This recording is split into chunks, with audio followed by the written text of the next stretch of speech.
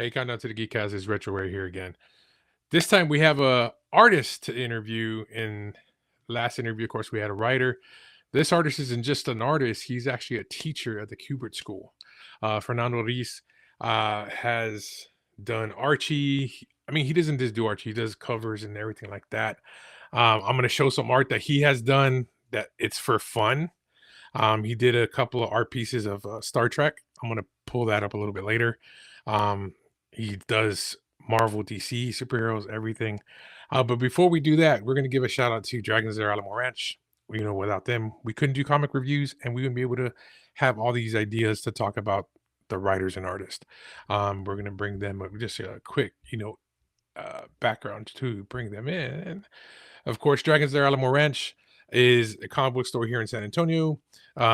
Pretty much they focus on Warhammer, Pokemon, Magic. So it's a cool place to hang out, with your friends, pick up a comic, talk about comics, swing by, support your local comic book shops. And then also we have another guest that's going to be joining us, Casa. We're going to have Nasser, who's puts on this show for just focusing on comic book writers and artists, which I feel big comic cons have kind of shied away towards a little bit. But we need to bring that back, bring those artists, bring the attention to them and the writers. So let's get Nasser in here as well. What's going on, sir? What's going on, Ray? How are you doing, man? Pretty good, sir. So I heard you got a date set already for this year. Yeah, this is perfect timing because we just announced that like 2 days ago. So cool, man. I'm glad I can let everybody know we are going to be November 15th this year over at the Red Oak Ballroom in Park North, right there, right across the San Pedro from North Star Mall.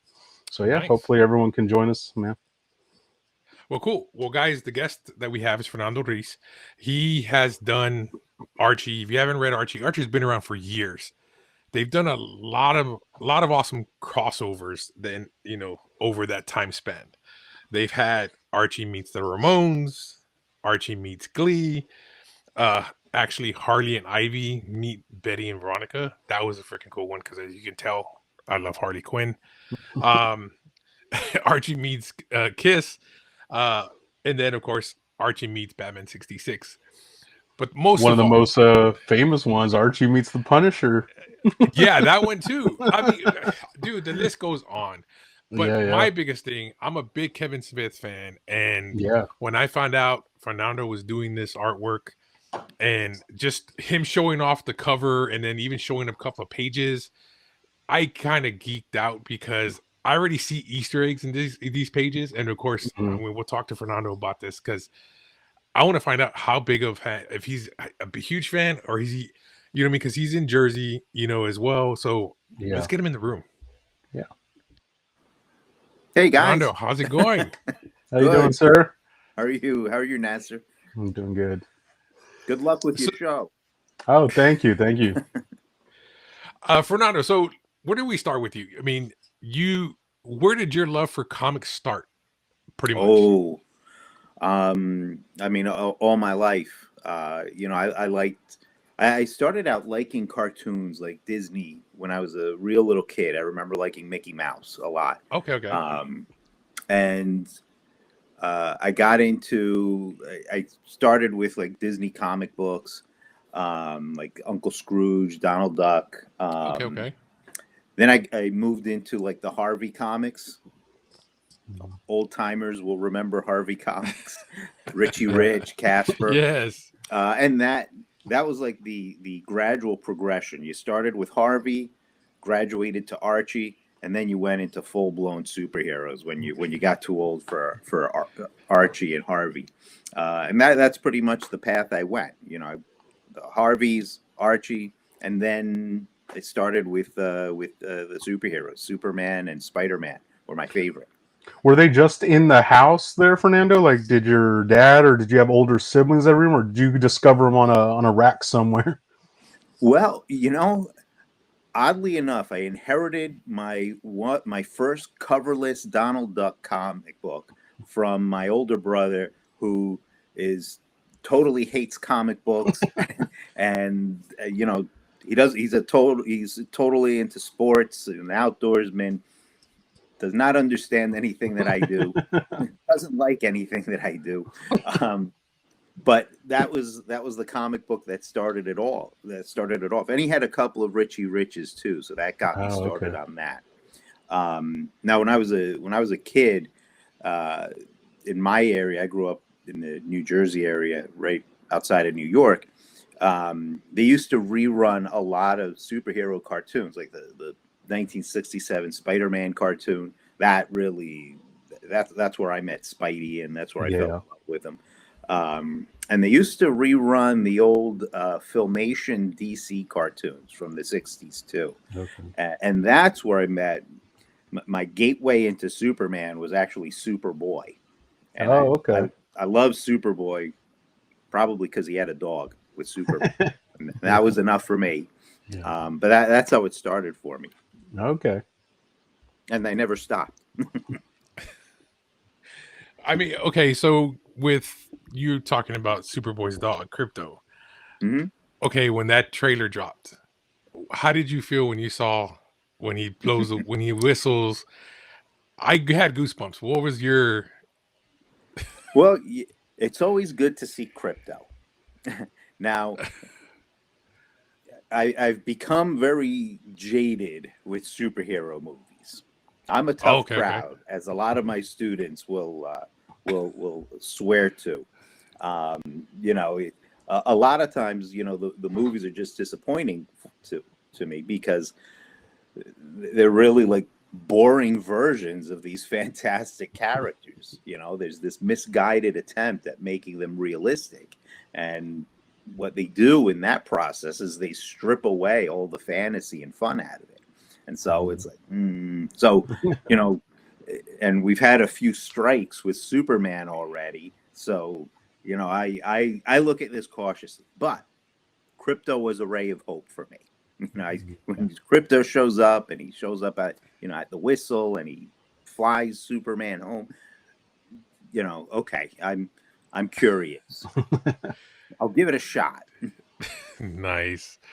So you went from doing that and now to teaching. Like, teaching is not for everybody. And especially for art, you have to have patience, not just as a teacher, but even as an artist, you have to have patience. How did you know that you wanted to teach? Oh, I didn't. I had no idea. I just wanted the insurance. To be honest, I was, well, you know, when I was a student at the Kubert School. You know, I graduated from there. And when I was a student there, you know, it's a very casual, very, you know, we're all comic book fans, and most of the teachers are graduates of the school. Wow. We have small classes, so everybody's pretty close and casual. And I used to watch my teachers, and I would think, yeah, I wouldn't mind doing that. Now, actually, years earlier, to go back a little further, before going to the Kubert School, I had gone to college, regular, normal college, where they make you take math and things like that. And I was an art major there too. But during my college years, I became a substitute teacher, just to make some money. And my mother was a teacher all her life. She taught for 25 years in the Newark school system. So, man, she earned her stripes. And so I became a sub in the Newark school system too. And that was horrible. I said, no, this is not for me. I'm never going to teach. I'm never going to be desperate enough to be a teacher. Go forward about 10 years, and I graduate the Kubert School, and I was hired right from the Kubert School by Archie Comics. They discovered me when I was a third-year student, and so I graduated, and a week later, I was drawing my first story. And I was actually, I was just making my living drawing for Archie for about 2 years. And Mike Chen, who had my job now at the school before I did, Mike Chen, a longtime teacher at the school and also a graduate, he calls me up and he offered me a couple of classes to teach.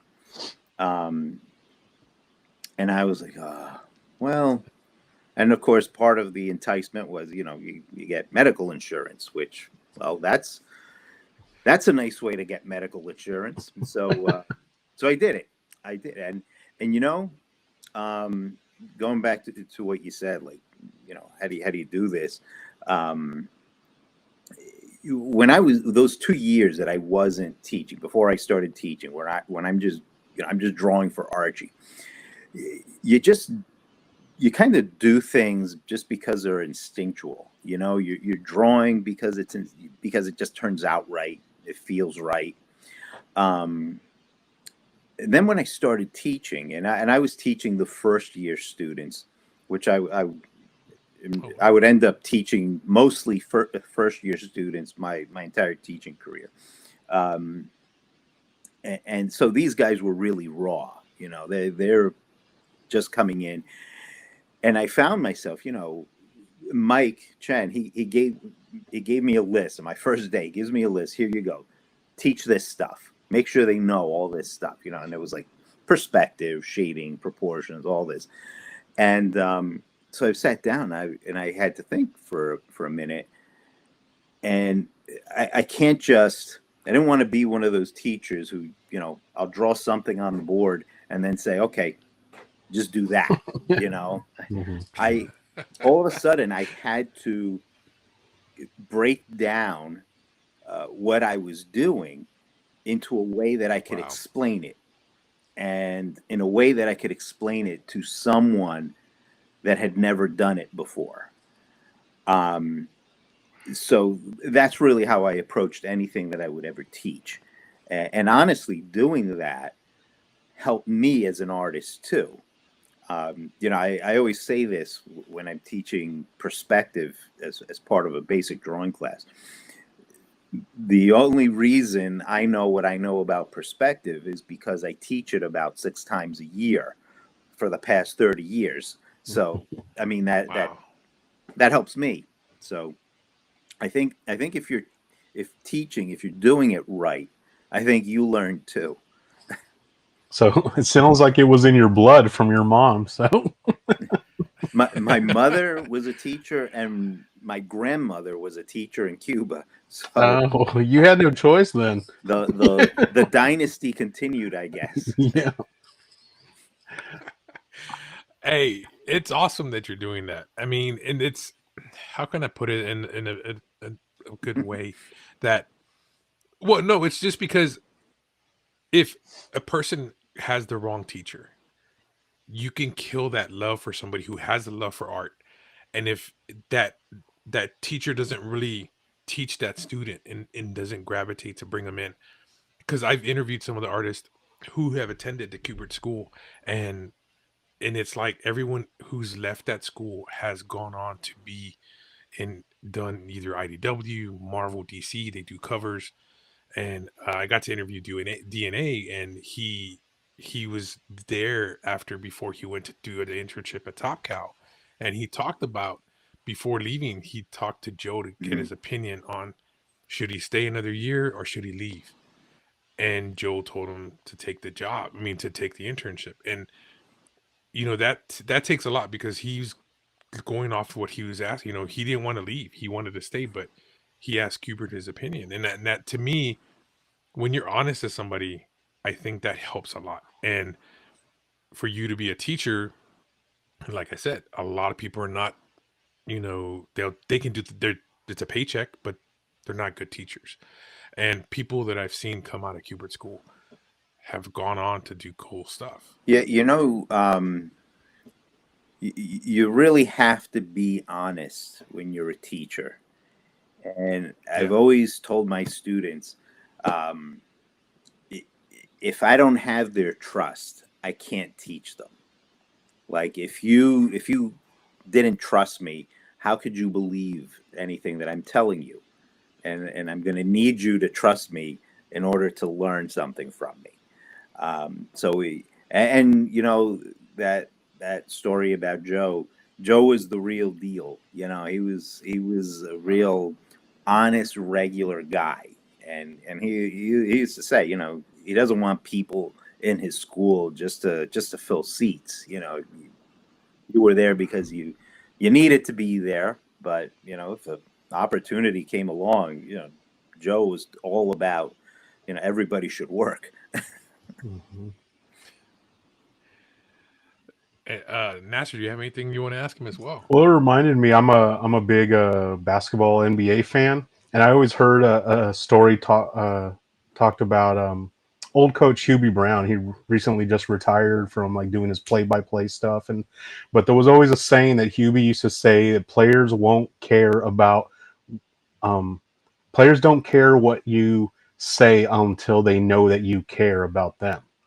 Hmm. So that reminded me of that your students probably can feel, and it sounds like the whole Kubert School does a very good job of bringing in teachers that are able to show like, hey, we care about where you're going to go and what you're going to do after this, and so that way the students are receptive to that because they know you guys have their best interests at heart. Yeah, I think that shared experience of, a lot of us having been students, um, and something I always say, I now I give the tours of the school when people come to the school and they want to take a tour. I'm the one who gives them the tour. Um, Wow. you know, our faculty, I always, I challenge you to find a real teacher with a teaching degree on our faculty, because there's probably none. We don't require a master's degree or a bachelor's degree. Maybe I have my I have a BFA, so maybe I'm one of the fancier ones. Um, but the thing we require is that you are a working professional in what you're teaching. And I really Wow. think that's something that separates our school from other schools that are out there. Uh, when I was a student, one of the things that I loved the most is, yeah, we would be in basic drawing or human figure or narrative art, and we're talking about the material, but very very regularly the teachers will go off into, a digression, and talk about something that may have nothing to do with basic drawing, but maybe it was about their lives, maybe it was about their careers, and that, I mean, you're learning what it's like to be a real artist, what it's like to live as an artist. You're not just learning like the fancy book learning. You're learning like how to live. And Yeah, I think that's very important. And you're yeah, getting it straight from people who are doing it already. yeah. Yeah, that's what they would say, right? You emulate the people that are in this position that you want to get to, right? Yeah, So, and I always tell my students, trying to prep them for me. My own teachers were important to me, and I think, I'm the only artist in my family. Nobody else drew, so it was very nice when I got to college and I had my first real art classes, um, to meet other people who kind of spoke the language. That was very special. And it's hard to come by. Especially something as specific as art, and then as doubly specific as comic art. You're not going to find a teacher for that just anywhere. yeah. So I mean, the Kubert That School is is just true. a who's who of comic creators. So who were some of your teachers when you were coming up as a student there? Oh man. Well, I of course I had Joe. That's Um, amazing. Wow. Joe was great. Joe was terrific. I had a lot of guys you might not have heard of, Okay. but like their careers were amazing. Of course, I had Mike Chen, who I mentioned before, who also had he worked in comics when he was first starting out. Um, Kim DeMolder, who had been a longtime inker for Marvel. He had inked the Nam, the Oh, okay. Defenders. Oh, Um, okay. Wow. one of the things I always get a kick out of, after when I was a student and even after I turned pro, was meeting somebody who worked on stuff that I read as a kid, and like not knowing it. There was, that was always a thrill to me, and it may not be stuff like anybody ever cared about, but it meant something to me. I enjoyed it as a kid, and then all of a sudden I'm like, oh my God, you drew the Defenders? I read that. And Kim also inked the Swamp Thing for a long, long time. That was his. Oh wow. And Kim is one of the best inkers in the world, and I will dare anybody to challenge that. I have watched Kim doodle with a brush. Wow. Just straight to brush, and it's like it's gorgeous. It's absolutely beautiful. That's crazy. So Kim, I had some real workhorses who taught me, like Tex Blaisdell. I don't know if you guys have heard of that name. No, I don't think so. Tex was 1 million years old when he taught. And his career was as a ghost. And if anybody doesn't know what that means, it means like you're one of these poor uncredited assistants. And he did that sucks. Yeah, he did backgrounds for Little Orphan Annie, Lil Abner. He worked all over the place doing backgrounds, so never getting his name out there. If you read a lot of DC books from the 70s, maybe into the 80s, you'll see him inking a lot of stuff, especially Batman. And then, I probably one of the most influential teachers that I had was the great Hy Eisman. Now, Hy is this month, actually next week, I think Hy turns 98. Wow.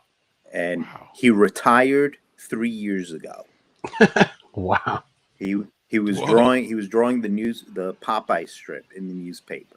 Really? Yeah. And Hy worked all over the place all his life. I mean, he has the sort of career artists just don't have anymore, because he's like working hard on everything, making pennies for it, and just doing it just to like feed himself and his family. But he was always in there. He was always working, and he was a longtime friend of Joe's. And Hy, who worked everywhere, he had also worked at Archie. Now, Hy was the reason I got hired by Archie. It was all him. Oh. And he denies that this ever happened, but I am proof that it did. When I was in my third year at the Kubert School, and the Kubert School is a 3-year program, so we had Hy as a teacher, and Hy gave us an Archie script that he had written for Archie. It was a real script, and he gave us that to draw. And now, my third year, it was 1994. Okay, so you guys, I'm sure, remember the 90s, and comics were in their glory. Extreme. Image, Marvel, they were all lighting the world on fire. So my third year class, I was one of 14 guys that would graduate that year. And everybody else in the class, well, me included, we were all like superhero fans. And we were all gunning for that Batman job or that X-Men job. That's what we were all hoping for. So Hy comes along and he gives us this Archie job. Everybody else in the class was like, this is a baby book. We don't want that. Now, I don't know, maybe because I had gone to college, so I was older than the other guys by like a year or so, a couple years. So I was always of the mindset like, well, they're paying somebody to draw Archie. I'll do it. So, and I had been an Archie fan as a kid, like I said before. So I get that script, And you know, I take it home and I'm drawing it, and I'm drawing the hell out of that script. And was And that a full like 22, 24 page story? no, it was a full story, but Mhm. Archie's stories are like 5 pages. So Oh, it was okay. just a 5 page. And, Okay, and I okay. think we only had to do 3 pages of it. I remember Okay. doing 3 pages. So the next week, I bring in my pages. Now, some of our teachers have like big class-wide critiques where everybody puts up their pages in the front and then we all discuss them. With High, he would call you up one at a time and he would go over your pages one-on-one. So, Oh, yeah, wow. so he calls me up and I'm thinking, all right, I'm going to impress him. I'm going to win over this old man. Mhm. And I show him my pages and he looks at them and he goes,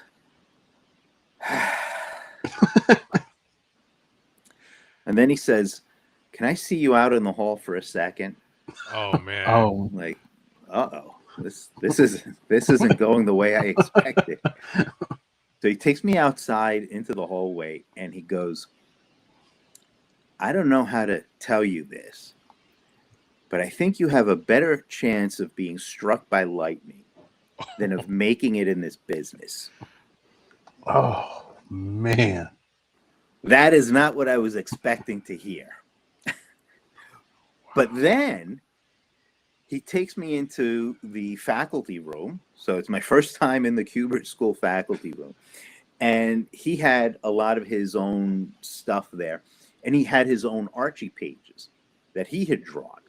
And he pulls those out and he shows me like where I had gone wrong.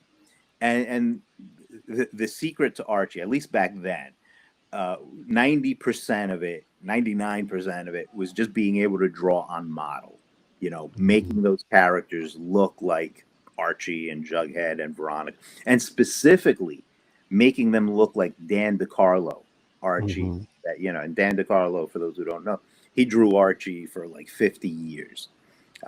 DeCarlo is the guy, like, if you're thinking of Archie right now in your head, you're probably thinking of a DeCarlo Archie.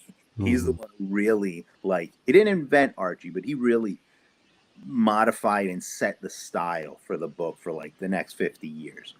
Anyone who Wow. draws Archie today owes something to Dan DeCarlo. So that was the bulk of the battle, was making your Archie look like that. So he's showing me where I went wrong. So I decided, okay, I'm going to redraw these pages. I'm not, I'm not going to get struck by lightning. I'm going to redraw these pages. So I redraw the pages. The next week, because we only had class once each class we have once a week, so it was always a week between each session. The next week, I go up to him, I bring up my pages, I show him the pages, and he looks at them, and he goes, "Hey, these are pretty good. You should show them to Archie when they come." Wow. I was like, "Oh my God, In thank a God." week's time, you went from you're not going to make it in this business to. Well, honestly, what really turned me around was watching him show me his pages and what he did. And I looked at what he did and I sat down with a bunch of DeCarlo comics and I'm really, I'm taking notice. I'm not drawing like my Archie, which is where I went wrong. I was drawing my Archie, just drawing what looked good to me. I sat down, I went and I drew Archie as he appeared in the comic. I drew specific DeCarlo Archie. So I ended up showing those pages. Archie Comics came to the school that year. It was a week before I graduated. So, man, if you want to see a bunch of scared people, look at our third year students the week before graduation. And I'm like, I'm sitting there thinking, oh my God, what am I going to do for the rest of my life? I'd gone to college for 4 years. I'd gone to the Kubert School for 3 years. Wow. As my brother always reminded me, if I'd gone to school anywhere else for one more year, I'd be a doctor. But Oh, Archie came to the school. The great Victor Gorelick, who was the editor in chief of Archie Comics for 50 years, probably more than that. He did it up until his death a few years ago. Victor came, and Victor brought DeCarlo. Dan DeCarlo himself Oh, came with wow. Victor. oh. And they looked at my pages, and Victor said, "I think you're ready for a story." Victor had a heavy Brooklyn accent. "I think you're ready for a story." So a week later, I went up to the Archie offices. The Archie offices, they were in Westchester County, New York, which is upstate New York. If you're thinking of New York City, north of that. And I went there and I got my first story, and I drew for them for, now 30 years. Flash forward maybe 5 years later. Now I'm teaching at the Kubert School, and High is still teaching. And there was one day where, now every day at the Kubert School, we had 2 classes a day. So in the morning, there's a session, there's lunch, and then the afternoon session. So there was this one day where High had this group in the morning. We'd have lunch, and then I would get that same group in the afternoon. So it was that day. It's after lunch. I go into that group, the 1B group, if I'm remembering right. And I go into the room, and there's a girl, one of our students, and she's sitting there crying. And I said, "What's wrong?" And she said, "High Eisman took me out into the hall and told me I have a better chance of being struck by lightning than of making it in this business." You're like, that's great. I said, that's exactly what I said. I said, "That's great." She didn't see it that way. And to be fair, she ended up failing. Oh. Um, Oh man. and I always said to High, we were always teaching. We taught together for years. For years, we would teach on that same day, always on Wednesdays. And so we always had lunch together for years. I always sat next to him, and when we would have lunch. And I would tell him, I go, you said to me I had a better chance of being struck by light. He always denied that he said that to me. And he would say, "That's not a phrase I would use." And then I would say, "Well, what about that girl?" And he said, and he would think, and he would go, "I might have said it to her, but I wouldn't have said it to you." That's Oh, funny. man. And that's how I got into comics. Yeah. But see, you took that criticism. There are certain people that, as soon as they were to get that criticism, that's it. They give up. Yeah. You didn't give up. You're like, how am I gonna fix this? And that's the thing. Certain people have certain gifts or abilities to take things and learn from them, and some people don't. So, I mean, you taking that criticism, you didn't give up. You use that to help you get better, and that's what people need to hear: is that don't give up. If you feel, and that's the thing. Don't get me wrong. Practice makes perfect. Um, and sometimes you may not have that ability in a certain thing, but you can get better at it if you continue practicing. Yeah. Yeah. Yeah. And honestly, I've always said to my students too, having no other options can be a great motivator. That's true too. So for me, it was like, okay, either I try this again or I just fail and don't do it. And if think about it, if I hadn't, I wouldn't have had my career. Well, and if I like you didn't- said, the motivator also of like, well, somebody's got to get paid to draw Archie, right? I can take that money. Absolutely. That's Yeah. I said before, Victor Gorelick and Dan DeCarlo, they came to the school, and there was 14 of us in my graduating class. Out of the 14 of us, only 4 of us showed Victor and Dan any work. Okay. Really? Wow. Yeah. And out of the 4 of us, there was me and one other guy who showed them Archie pages, Archie samples. Mhm. The other guys, one guy in particular had like aliens and predator stuff, which and he did beautiful aliens and predators. But in 1994, what was Archie going to do with that? Yeah, Archie meets Predator way later on. This guy was ahead of his time. Who knew? Who knew? Oh wow. Okay, so with these crossovers, a lot of people are like, "Oh, that's kind of weird." They're great crossovers. They're great comics to read and just to laugh at and to see. I mean, don't get me wrong.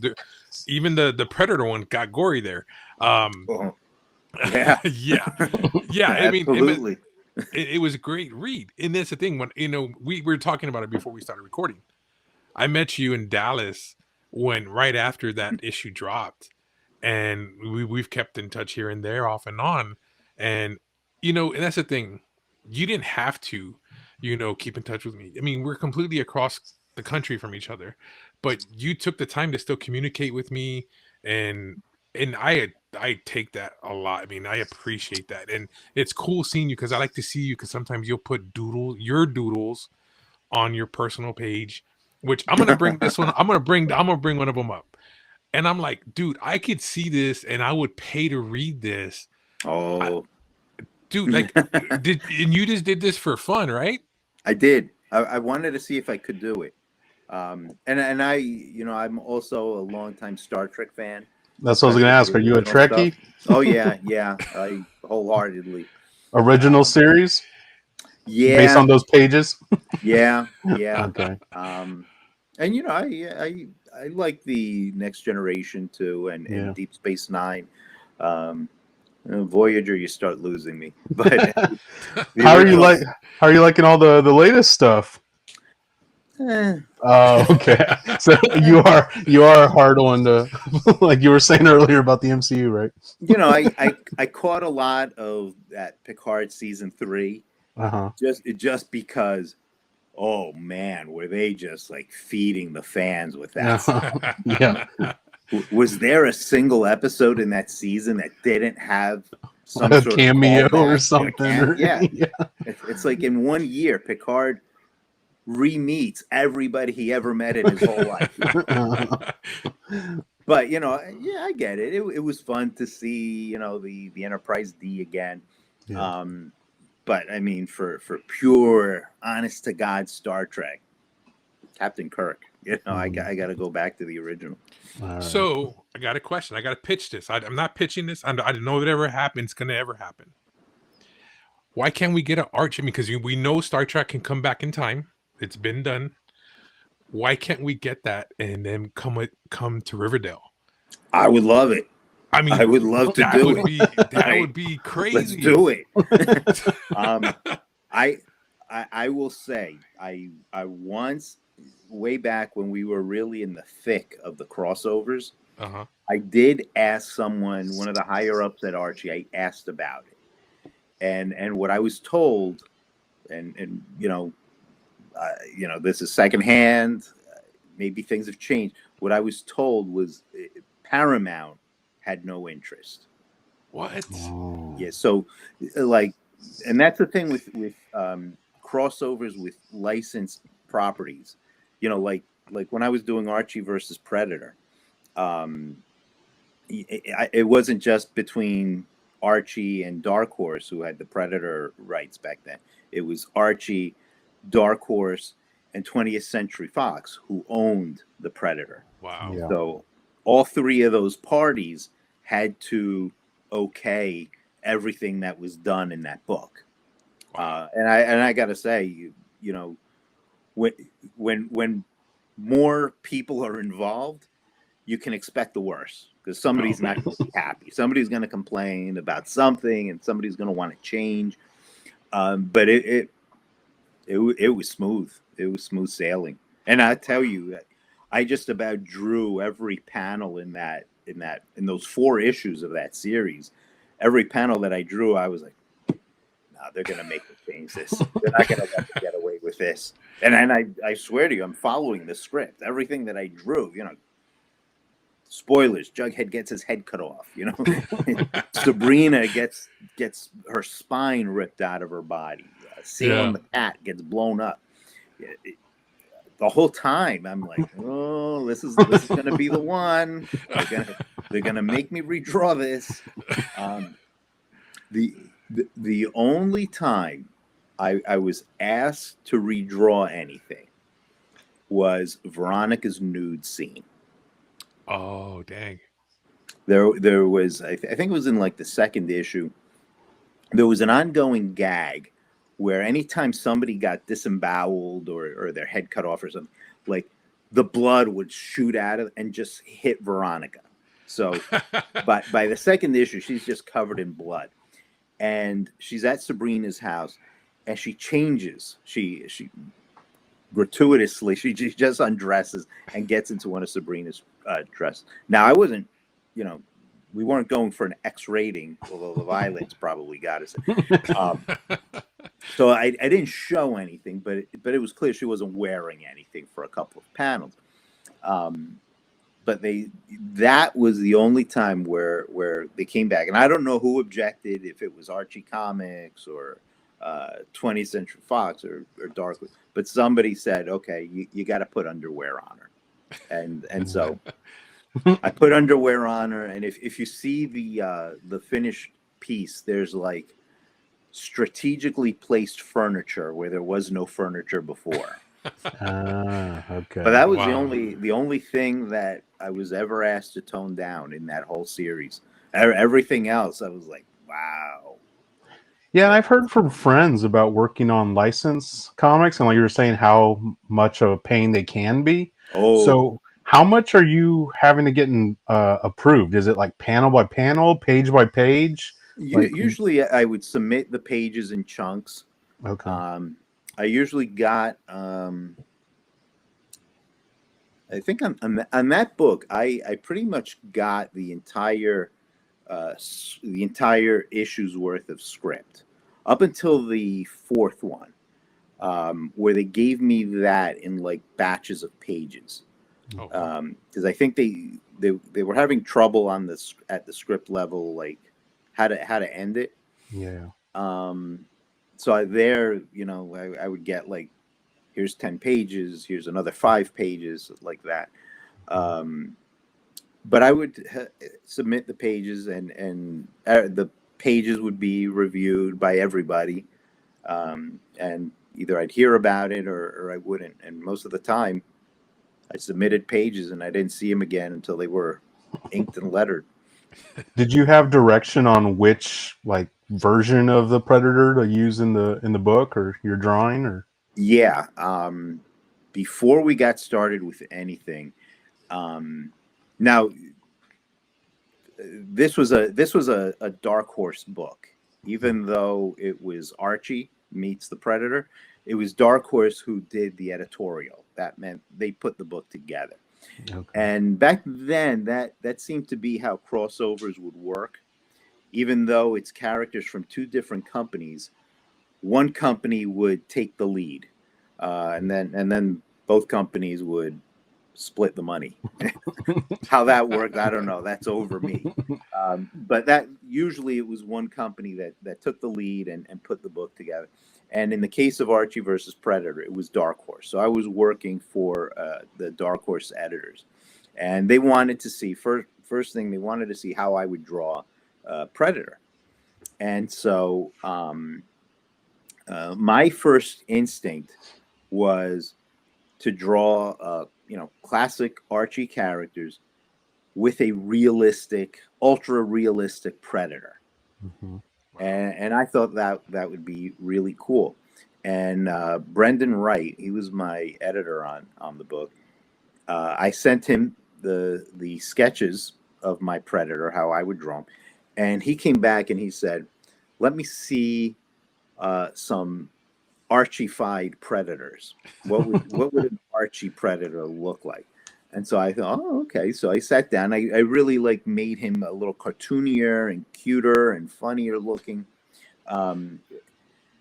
And I got into it, and of course, one of the things that I liked was an Archie-fied Predator is a lot easier and faster to draw than the realistic Predator, who is a real pain in the ass to draw. And you know, one thing I never noticed about the Predator, he's naked. He's just about naked. Yeah, he's just wearing some armor pieces. Yeah, he's wearing a fishnet body stocking, and he's got like a piece of armor for a thong, you know, and two guns on his shoulders. That's all he's wearing. I never realized that. He's wearing like dominatrix underwear, and that's it. I never realized until I took a close look at him because I had to draw. So I drew an Archie-fied Predator, and I sent that in, and Brendan loved it. And he said, "This is the way to go," and ultimately, you know, I agree with him totally. And when that book came out, one of the things that people who reviewed it that they said, and largely, I mean, if there were negative reviews, I never found them, and I looked, but I never found them. The reviews were very positive, and one of the things they mostly said was they liked that it looked like an Archie story, and that I thought was where the gag was. You know, is that this is the Archie, this is Archie Prime. You know, this is the Archie universe, except you got a Predator hanging around, and he's going to disembowel people, and I think that's where the humor is. You know, here's the Jughead you've always known, and now we've cut his head off. That's the gag. So I guess when you mention it like that, it seems like all the crossovers are always like the other characters from the other company end up archified, right? Like Punisher, he's not Mike Zeck's Punisher. he's an Archie Punisher, you know. So you know, when I first started in '94, they were working on that crossover.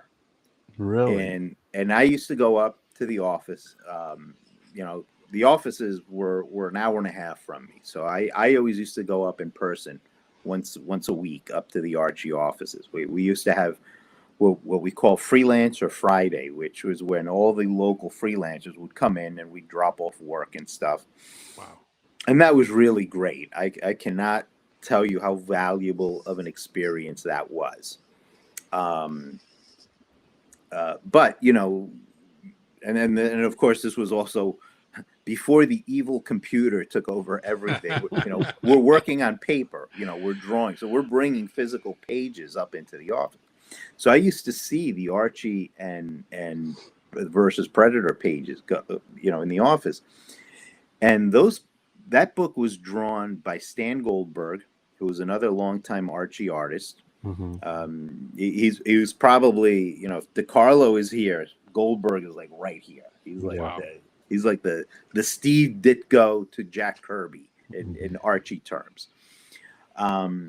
So he was drawing the Archie end of it, and John Buscema, the legendary John Buscema, he was drawing the Punisher end of it. And some of those pages, I'm like looking like there's big blank areas left in these pages. So both artists would work on the same page. Each artist drawing their character. Doing their part. Oh, yeah. Okay. Wow. I was like, what a pain in the ass way to work. But, you know, hey, that's probably one of the most remembered crossovers of all time, I dare say. So how would they put the pages together then? Well, the pages would go to the other artists. So Buscema would draw like a whole page, and he'd leave blank where the Archies would go. Okay. And then they would give that page to Goldberg, and he would go in and he would draw. He would fill in the Archie. Oh, okay. In my brain, I thought they were both working consecutive on separate pages, and then they had to... No, that's the crazy part. They were both working on the same page. Wow, that's cool.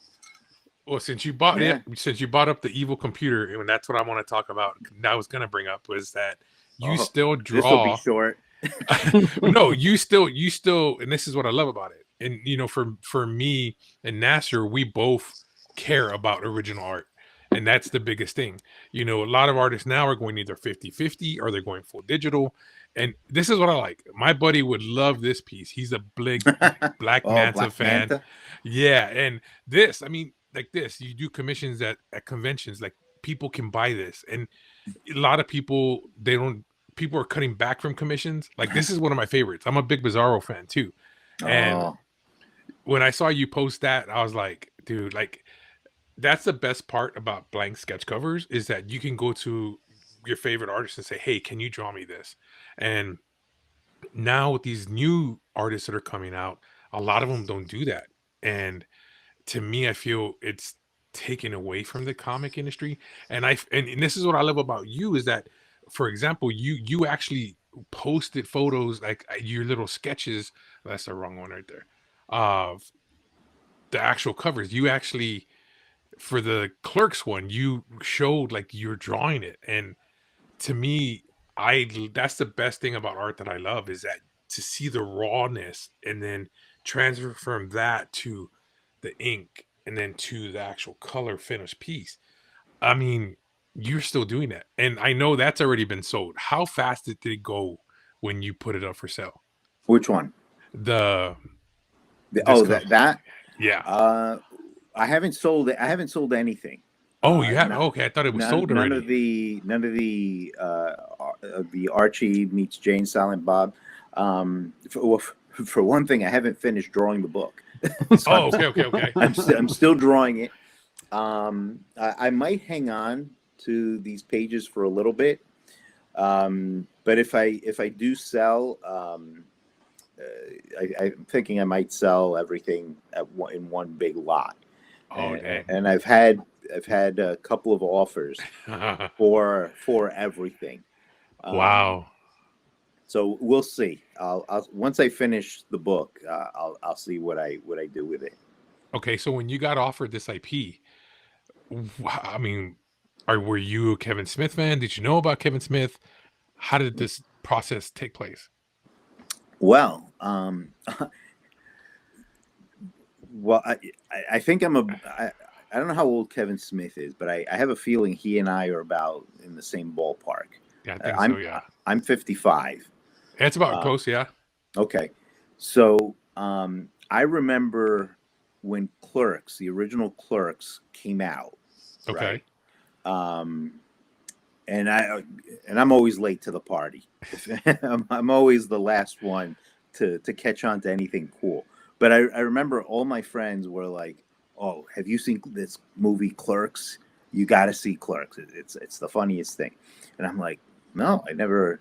And I'd hear about it, and I'd be like, "An indie movie in black and white. I don't think this is my thing."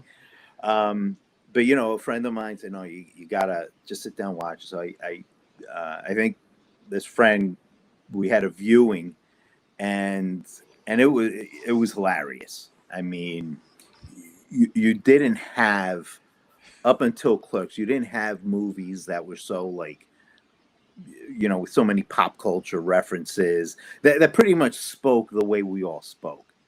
Yes. So this was like 1994-ish, about that. I'm about the age of the characters in the movie. So, I think it was hitting just right for me. And I loved it. And then I was there for Mallrats and Dogma, Chasing Amy. I saw that. And I remember there was, I don't remember if it was like Comedy Central. There was a cable channel that really, really must have loved Clerks. They were showing the hell out of it round the clock. And the worst part is, because they were one of those cable channels that didn't do profanity, they edited that movie. So I was like, oh. At first I was like, oh, there's Clerks. I haven't seen that in a while. And then, like, by 7 days later, I'm like, oh, there's Clerks again. So I was actually, I watched all those movies, and I watched like some of Kevin Smith's other stuff, and I read his comics.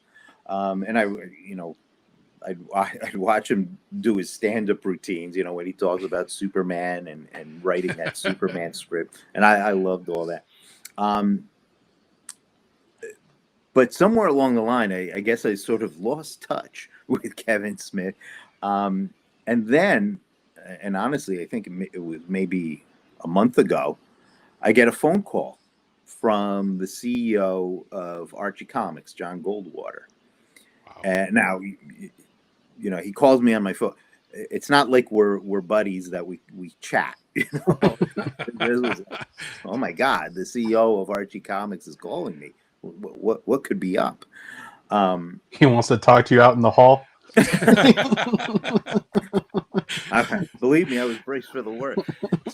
So he calls me up and he says they're doing this project, and I hadn't drawn for Archie in a long time. I hadn't drawn for Archie in 10 years. Wow. So this was really out of the blue.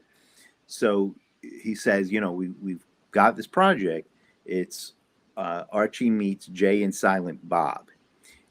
And I think, like, the moment he said that to me was like the crossover that was so obvious that I never thought of. I thought, oh, this is a perfect fit. This could be really, really good. And he said, do you want to draw? And I'm, yes, I want to draw. I want to draw this now.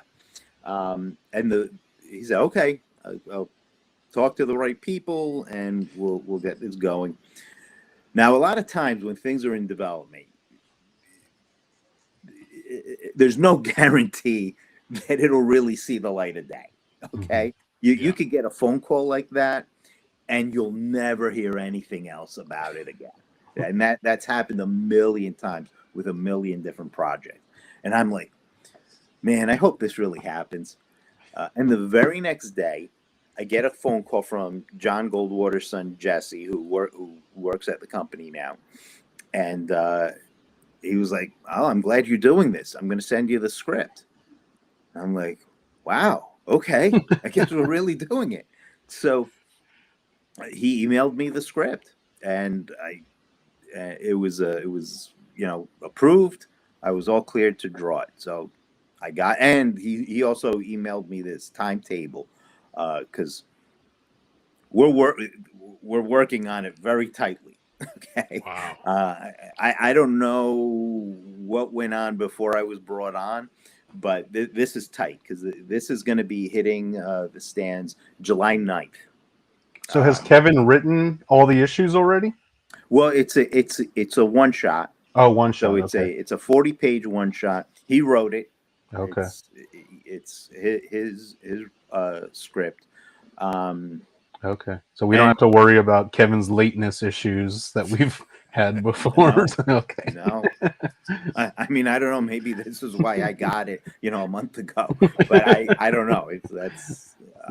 But just like with the Archie versus Predator, the first thing they wanted were sketches of Jay and Silent Bob and how I would draw them. So I said, and they were a natural. They were a natural fit for the Archie universe. They absolutely were.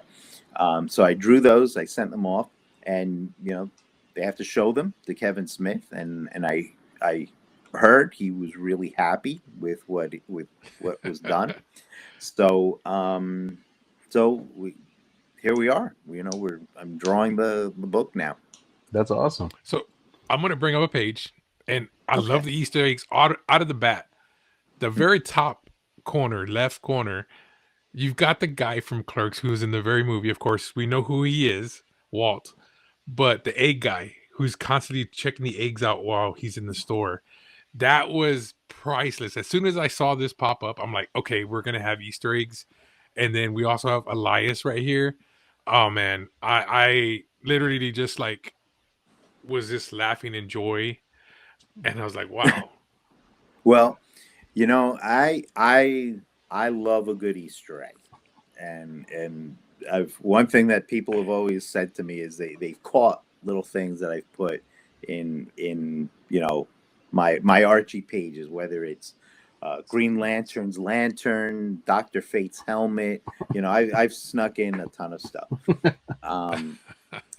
And I get the feeling. Now, I haven't met Kevin Smith yet. We're apparently going to be doing a signing in July when the book comes out. Oh wow. But I haven't met Kevin Smith yet. I'm guessing from his work that he's a guy who loves a good Easter egg too. So and you know, this makes it fun for me. So actually, going back to what I was saying earlier, I hadn't seen Clerks in a while. So when I got this gig, you know, I gotta do my research, and especially reading the script. There's references to Clerks 2 and 3, which I had not seen. Oh dang. And now I had heard that there was a Clerks 2, but I never heard that there was a Clerks 3. So that I was like, whoa, there's a third? So, you know, I sat down and I watched the Clerks trilogy. Have you seen the third one?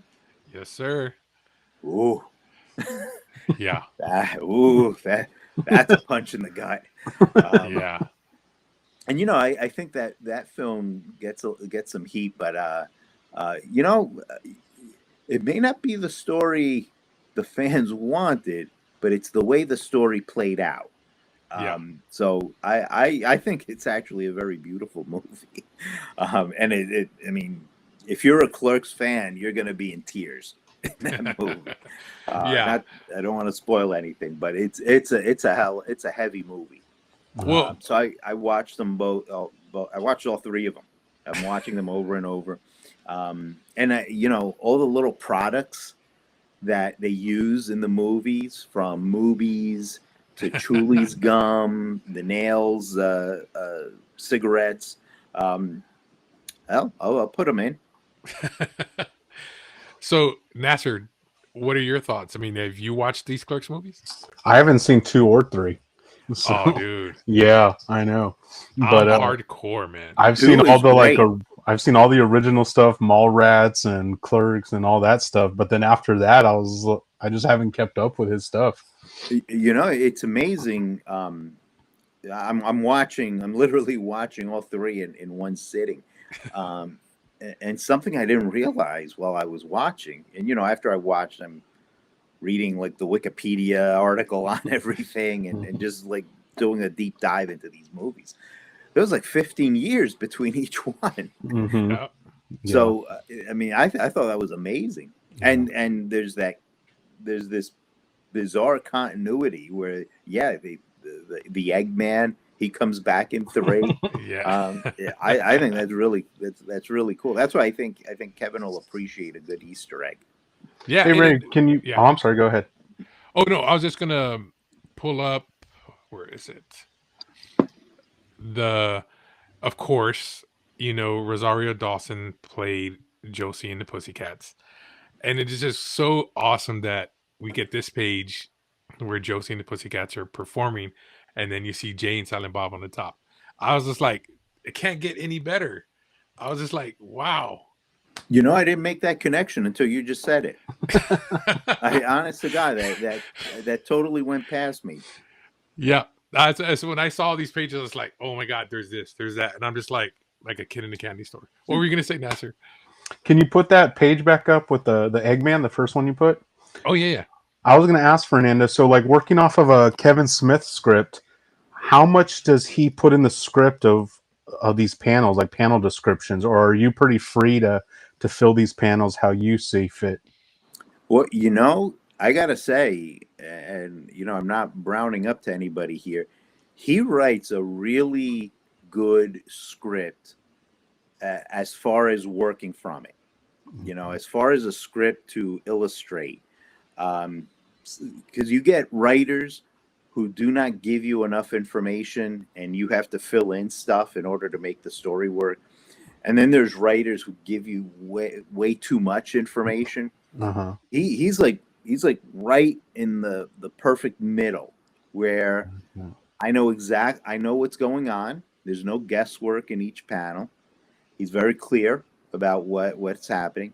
And, you know, I have the the freedom to play a little. So it's a very good script to work from. Cool. Nice. Like this one too. Like there's another Easter egg in this one too.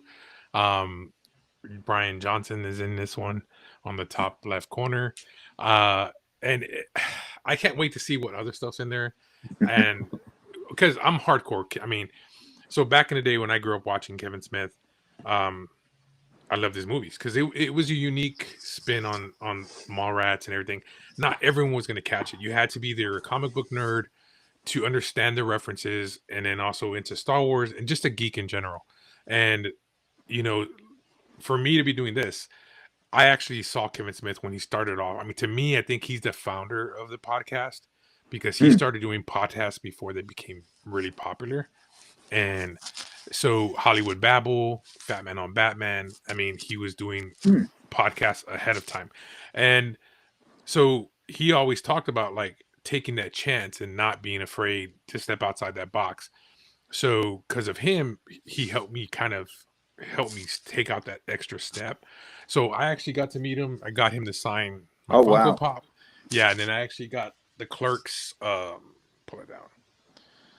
So when he did the tour for Clerks 3 and he came to San Antonio and you got to watch it with him and he did a Q&A. Yeah. So that's why I said, you know, it was like a perfect storm. You drawing it, you know, it coming out. I was just like, I have to get him on to talk about it. So since you didn't draw for the 10 years, so how was it? Like you said, you got the phone call and I mean, did you miss drawing for Archie like this, like in a story type of thing? You know, I did, because you know, I won't say I didn't draw Archie during that 10 years, because you know, a lot of people wanted Archie commissions, and you know, I would do a lot of Archies at conventions. I actually a few months before, and maybe who knows, maybe this got the ball rolling and this put me back in their mind. But I did a few of these store variant covers. So you know, comic shops would get a hold of me and they would want like a cover, you know, and I did a bunch of those and they were a lot of fun. So I was always drawing the characters still. I hadn't drawn like an Archie script, an Archie page, and I had missed that. I did because you know, for me the fun is in the pages. You know, for me the fun is the interior pages. Nowadays you talk to a lot of young artists who are breaking in, and a lot of them will say like, "Oh, I'm a cover artist," or I just want to do covers," and I'm like, man, all right. I mean, that's where the money is, I guess. But number one, cover artist isn't an entry-level job. So you got to wise up a little here. Yeah, you're not just going to jump in and be J. Scott Campbell or something. Yeah. That's not the first rung on the ladder. I'm gonna do covers for this Jim Lee comic. Wow. But I like the storytelling. I genuinely love narrative art. I really do. For me, that's where the fun is. I love drawing pages. I like doing the panel to panel thing. I mean, that was my favorite class to teach at the Joe Kubert School is narrative art. That's I always say that's our comic book class. That's awesome. So I miss when covers told you what the story was going to be inside. Oh yeah, absolutely. I think that's one of the things that's hurting the business is a lack of that narrative element on the cover. Everything is a really cool pinup and stuff like that. It's very generic and interchangeable. And I get it. Part of it had to do with previews and previews wanting to cover so far in advance. Sometimes covers would be done even before stories were written. So, you know, oh wow, the artists didn't know what was going on in these books. They just it's just a cool shot of Batman standing behind the gargoyle, you know, on a rooftop. All right, that could be any issue. Yeah. So I'm going to bring this back into it because you talk about the storyboard and the story behind the pages. So did you have a story, or how did you do this? Like, how did you know how you wanted to? I'm just asking because I mean, you had to have some idea. They had to have like you have to have a story in your head to do Well, this. well, in this case, what I did was I picked a few of my favorite episodes. So Oh, this was the Doomsday Machine. oh, okay. I was So kind of curious. Okay. yeah, I just hopped around and I picked some cinematic moments in some of my favorite episodes. I think one of the other pages I drew was from the episode with the Gorn, you know, the big lizard man. That's from that's from Balance of Terror, where they meet the Romulans for the first time. Oh man, like I said, dude, Mhm. when I was just like, I thought you were working on this when you had posted the pictures at first, and I even messaged you. I was like, Oh, is this?" And you're like, "No, I'm just doing this for fun." I would love to do Star Trek. Although from what I hear, it's a bit of a pain, but I would love to do Star Trek. Let's go, IDW. If anybody, if anybody can send this over to IDW, let them know. Oh, and an Archie meets Star Trek. I've Mhm. already been kicking around like how a story could go. Actually, I've been kicking around that story for 10 years. But um, you know, if it ever happens, I'll be really sad if that ever happens and I'm not drawing it. Well, I mean, come on, you got to stop and think. They did, Below Deck, the animated series, and Hmm. it crossed over into live action. Yeah, Riverdale had its run on the live action. I mean, you've got fans who fell in love with Riverdale. I mean, people who still were reading Archie. Star Trek is still kind of with the TV shows. I mean, come on, it's a perfect storm. I mean, no one ever thought we would see Clerks and Archie. Come on, like yeah, I sure that. did it. Yeah. So I mean, that's huge. Now, guys, if you're watching this, I'm gonna put up a photo here. You can scan for pre-orders here. If you don't know where to get it, and then also, do you know where this one is? Y'all did a black and white cover. How do you get that one again? I believe that can be ordered from the company. Okay, Um, okay. yeah, and you know that I didn't know they were doing that black and white version. I really think that came out great. Yeah. I think it was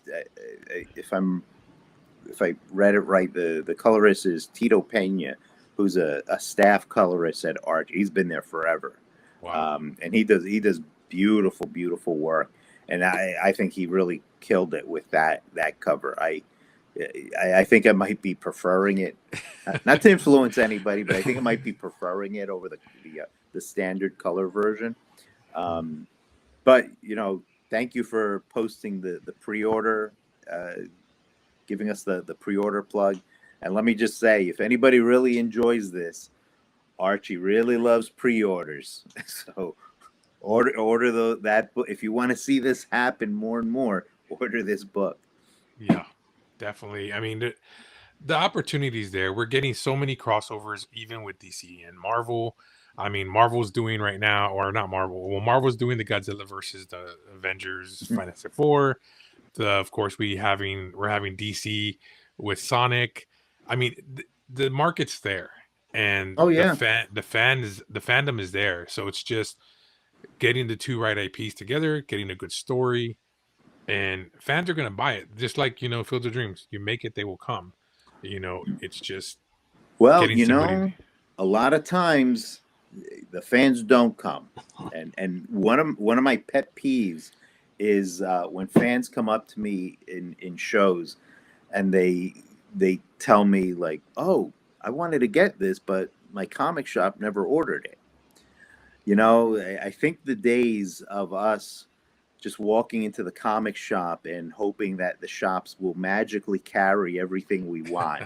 Yeah. Um, this is not the time or the market for that. You really have to. If there's something you guys want, Yeah, let your comic shops know. Yeah. They'll order it. Believe me, they want to make a buck. They will order something that they know you will buy. So that's why I say pre-orders are everything in this business right now. There's something, you know, whether it's Archie and Jay and Silent Bob, or whether it's you're enjoying Spider-Man, pre-order it. Let your comic shop know you want it. Don't just assume it's going to be there, because Yeah. if a lot of comic shops are ordering like right to the bone right now. So Yes, that is true. yeah, so pre-order. Yeah, the market has changed, and then that's the thing. That's why, and when I had Jimmy Palmiotti on, he talked about, you know, that he liked that I'm doing this, that, you know, he wished that we had people doing this back in the day to interview like people you worked with and, you know, worked under, because nobody knows who they were. They went under the radar because nobody knew what they did or what. But that's what I want to bring. I want to bring these up and coming artists that I see the potential of them, and then the legends like you, because we want to hear your story, because there's not a lot of it out there, and we need to get people to understand, like, hey, this stuff that you like, there's people behind it, and they put hard work, you know, sweat and tears into it to not just feed their family, but give you something entertaining to read, you know. Yeah, yeah, and if you really like this stuff, a lot of the personal stories, you know, the behind the scenes stuff, I find fascinating. You know, I always like to see what went into a project coming together. I eat that stuff up all day long. So yeah, this is great. This may be a historical document one day. You never know. I hope it is, because, you know, getting you on, I would love to get you back on when we could talk spoilers and Easter eggs, because Oh, I would let's love do to it. talk to you about, like, once the script was out, like, how was it, you know, putting this all together, and then, because I'm just, like I said, I'm a geek. I like to know about these things. So and I feel other people do too. So yeah, once it comes out, and hey, July 7th, guys, July don't 9th. miss it. 9th. Okay, there you go. Yeah, don't miss it, guys. Any questions, Nasser? Well, you know, we were talking about how this will be a historical document one day. So that actually brings me way back to the beginning of the interview, because I want to know your background story. Do you remember when it changed from comic book fan to you knowing you wanted to do this? I think that was very quickly after getting my first comics. Because as a kid, I used to like make, you know, my own comics on like notebook paper and staple them together. And I knew I wanted to, I always drew. I drew all my life, and you know, a lot of the stuff that I was drawing were the characters that I liked. And everybody was always, "Oh, you should be an artist. You should be an artist." And I'm like, "Yeah, I should." And what I want to do is draw these comics, which always changed everybody's tune. Whenever I said that, they'd be like, "Ooh, I'm like, don't do that. oh." But we don't want you to starve in the street. So with your mom being a teacher, were you still one of those kids who always drew in class and didn't really pay attention to what was going on? Oh, this is why I am not good at math. And I try to hide the deep dark secret that I can't count. There were a lot of classes where I'm sitting there, you know, and they're talking about whatever, and I've got my geometry notebooks is just X-Men, you know, it's just Superman. Oh wow! I didn't take a single note for a whole year. I just drew comic book characters in there. All right. Wow! All right, we needed that for the history here. Yeah, definitely. That was very early on. Now, very early on, I knew I wanted to do this. Now, could I do it? That was another question. And that's how I ended up in college before going to the Kubert School, is that I knew I wanted to do something with art, but being a comic book artist seemed crazy to me. And I went to college, and as I said, I was a fine arts major, and I actually studied painting and photography. And for a while, in when I was in college, I wanted to be a fine artist and paint landscapes, and make my living as a gallery artist and have shows. And that's probably the one job that's even crazier than trying to make it as a comic book artist. And by the time I graduated, after 4 years, I decided, I really wanted to take a real serious shot at being a comic book artist. And so, and luckily, as fate would have, I grew up in New Jersey. The Kubert School is in New Jersey. So, it was like an hour away from my house. So I ended up applying there, and I went there right after I graduated from college. And thank God it worked out. So during that time when you're considering being a fine artist, are you still reading comics? Or are you still? Yeah. Oh, okay. Oh yeah, I'm still reading comics, and I'm still drawing characters, and I was always a giant fan. Yeah. And that's really what kept it in the back of my head to give it a shot when I got out of college. Give it a shot.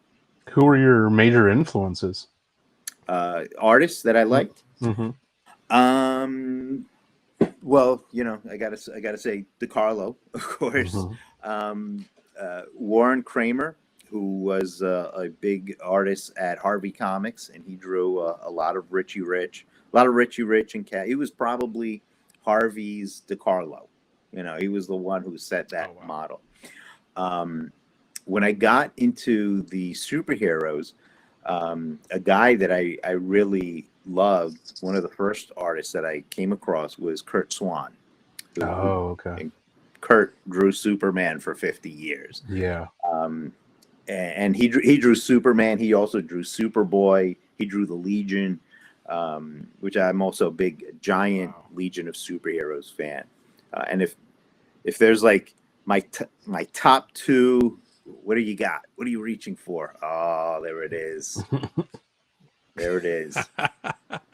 My top two dream crossovers would be Archie meets Star Trek, and Archie meets the Legion of Superheroes. That would be so cool. Dude. The Legion, that is a natural fit. I would love to do that. I love the Legion. Yeah, teenagers.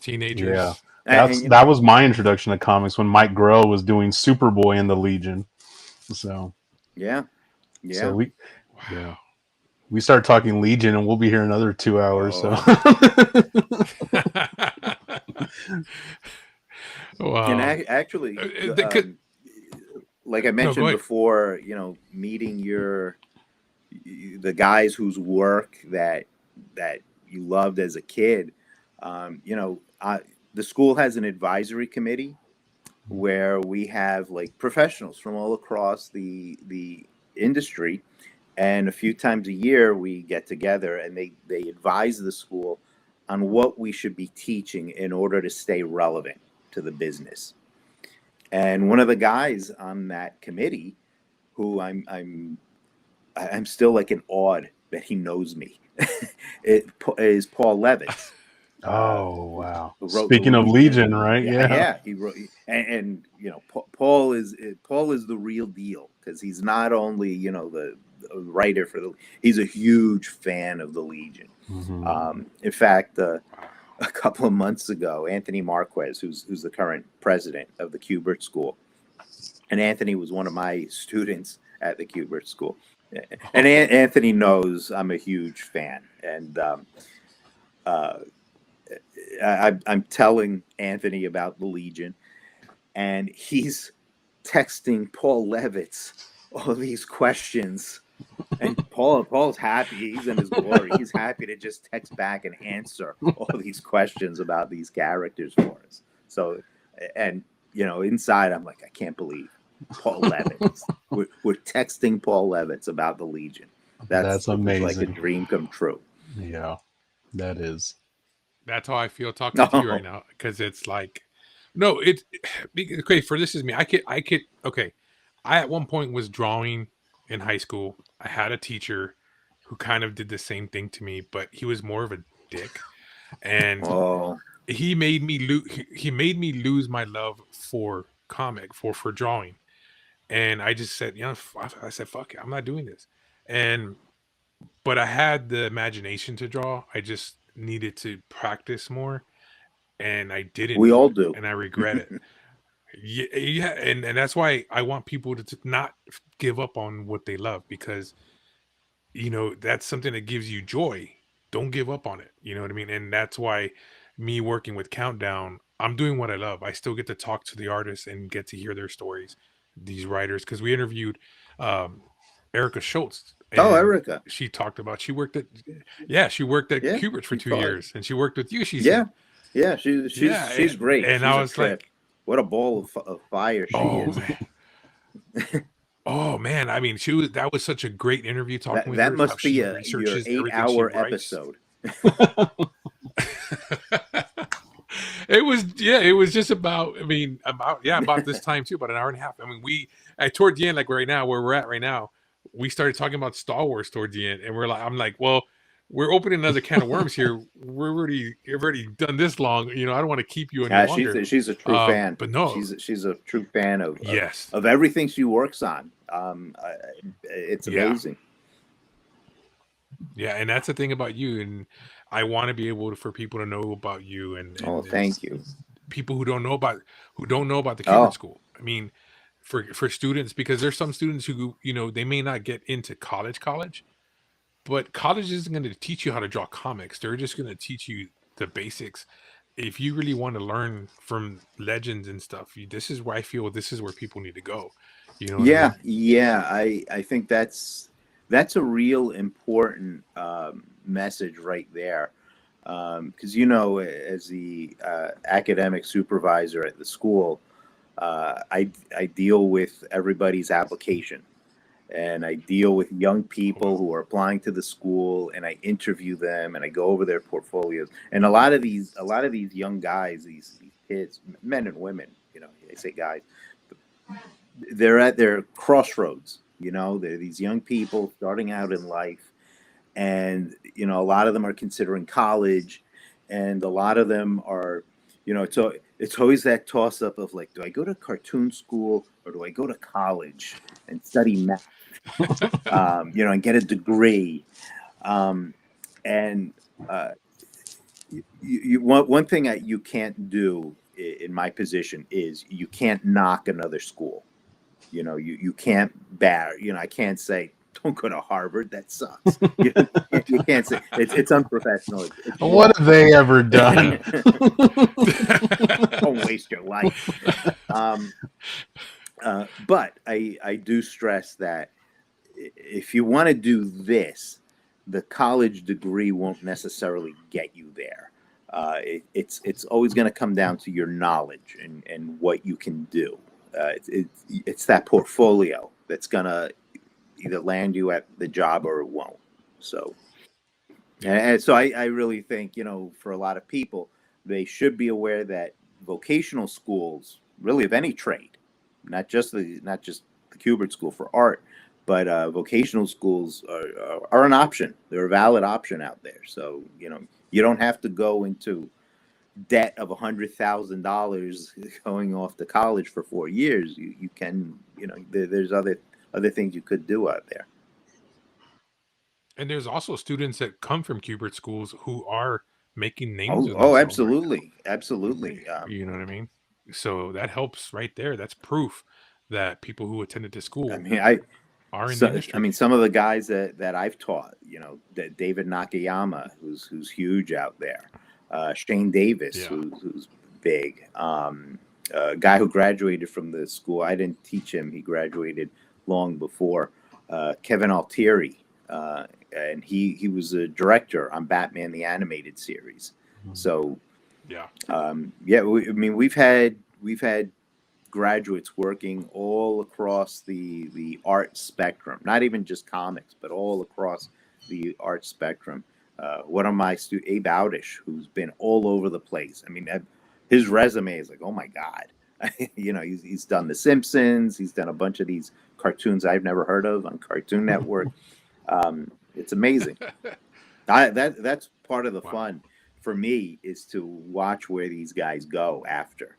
You know, I'm like, I know that guy. I taught him. I remember when he couldn't do any of that. Well, Fernando, I want to thank you again for taking the time. It was a great conversation. I enjoyed talking. This was with a you. lot of fun. Nasser. Oh, yeah. Can I do one more plug? Yes.